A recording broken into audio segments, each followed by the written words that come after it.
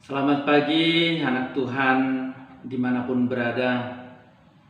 Kembali kita akan repa yang terambil dari Markus pasal 1 ayat 21 sampai dengan 28. Demikian firman Tuhan. Mereka tiba di Kapernaum. Setelah hari Sabat mulai, Yesus segera masuk ke dalam rumah ibadat dan mengajar.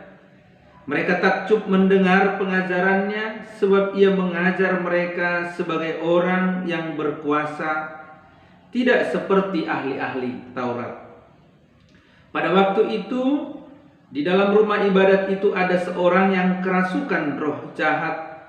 Orang itu berteriak, "Apa urusanmu dengan kami, hai Yesus orang Nazaret?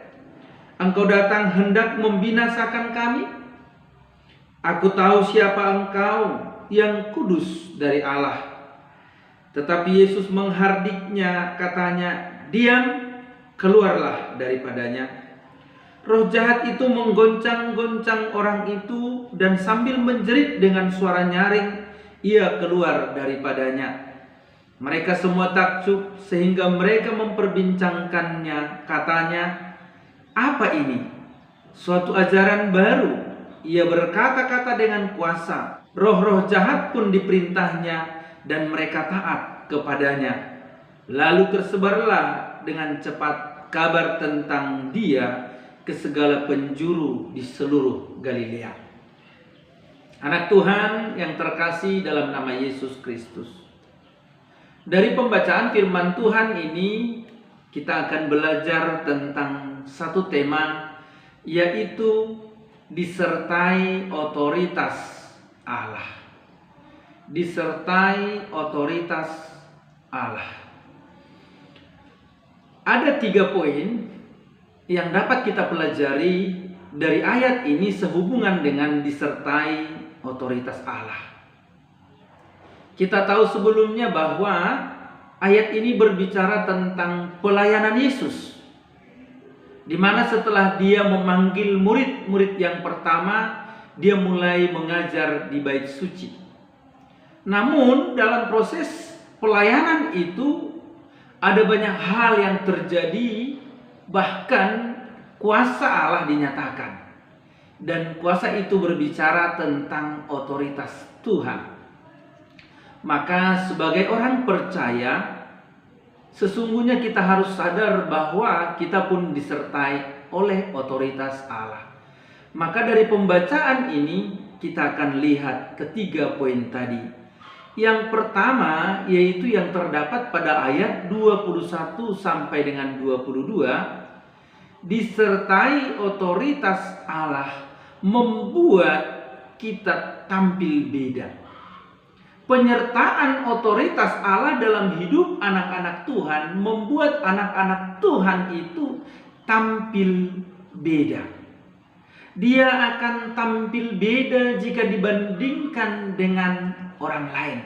Akan tampil beda jika dibandingkan dengan orang di sekitarnya. Seperti apa yang terjadi ketika Yesus mengajar di bait suci. Di sana sebelum Yesus datang mengajar, di bait suci sudah ada pengajar-pengajar, yaitu ahli-ahli Taurat. Selama ini yang menjadi sumber informasi, sumber pemberitaan bagi orang banyak adalah ahli-ahli Taurat. Merekalah yang memiliki otoritas untuk itu. Namun ketika Yesus tampil di sana, mereka melihat sesuatu yang berbeda. Tampilnya Yesus itu berbeda sekali dengan tampilnya ahli-ahli Taurat. Ketika Yesus berbicara, jika dibandingkan dengan ahli-ahli Taurat, maka Yesus tampil sangat berbeda dari yang biasa yang mereka lihat dan mereka tahu tentang ahli Taurat. Tampil beda dalam semua hal, dalam berkata-kata, dalam bertindak, dalam bersikap. Inilah yang terjadi dalam kehidupan anak-anak Tuhan ketika anak-anak Tuhan itu disertai otoritas Allah. Yang kedua, disertai otoritas Allah membuat kita penuh kuasa.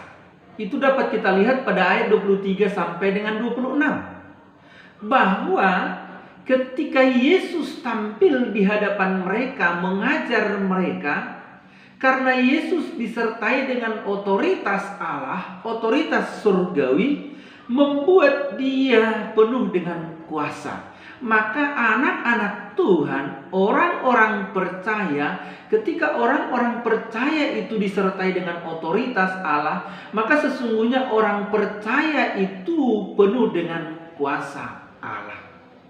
Kita lihat ketika Yesus sedang mengajar, roh jahat pun tidak dapat tenang. Untuk memberitahu, ketika ahli Taurat tampil dan memberi pengajaran, roh jahat yang ada pada orang itu bisa tenang, bisa duduk diam, bisa ikut serta dalam ibadah, bisa mendengarkan kebenaran firman Tuhan yang disampaikan oleh ahli Taurat. Namun ketika Yesus yang hadir, dia tampil dengan otoritas Allah, dia menyampaikan pengajaran, menyampaikan firman Tuhan, roh jahat itu tidak dapat tenang. Dia akhirnya menyatakan diri dengan sikap yang memberontak. Disertai otoritas Allah membuat kita penuh kuasa. Bukan saja roh jahat tidak dapat tenang, tetapi orang yang dirasuk setan pun dapat dibebaskan. Ketika roh jahat menyatakan diri yang sedang berkuasa atas orang tersebut yang sedang mendengar pengajaran Yesus, maka Yesus menghardik roh jahat itu dan roh jahat itu keluar dari orang itu. Selanjutnya orang itu dapat menjalani kehidupan dengan tenang, dengan damai. Untuk memberitahu ketika orang percaya hadir di tengah-tengah masyarakat, lingkungan, bahkan dunia ini, dengan disertai otoritas Allah, dia penuh dengan kuasa. Bukan saja roh jahat tidak dapat tenang, tetapi orang yang dirasuk oleh roh jahat pun dapat dibebaskan. Penuh dengan kuasa, maka mujizat pun akan nyata, mujizat pun akan terjadi. Kita alami sendiri dan juga dialami oleh orang-orang di sekitar kita. Yang ketiga, disertai otoritas Allah membuat orang takjub. Mereka takjub melihat kita, mereka takjub ada di sekitar kita.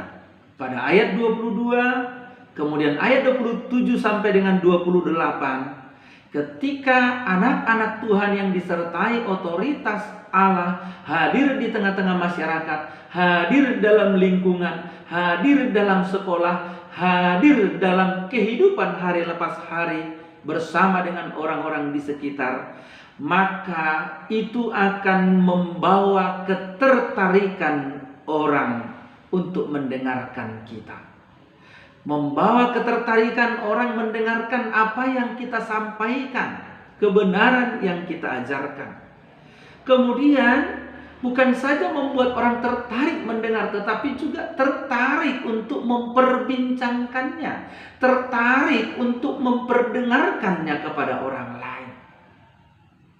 Bahkan akan tertarik juga untuk mempelajari, tertarik untuk melakukan kebenaran itu, pengajaran itu dalam kehidupannya. Inilah yang terjadi di dalam kehidupan pelayanan Yesus. Ketika dia mengajar di bait suci, orang takjub mendengar pengajarannya, sebab pengajarannya berbeda dari yang biasanya. Sebab ketika dia mengajar, dia disertai dengan otoritas Allah. Ketika mereka mendengar dan menerima pengajaran itu, mereka juga tertarik memperbincangkannya.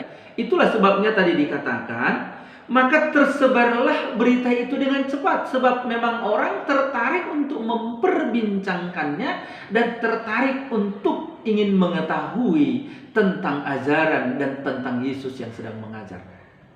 Inilah yang akan terjadi dengan anak-anak Tuhan.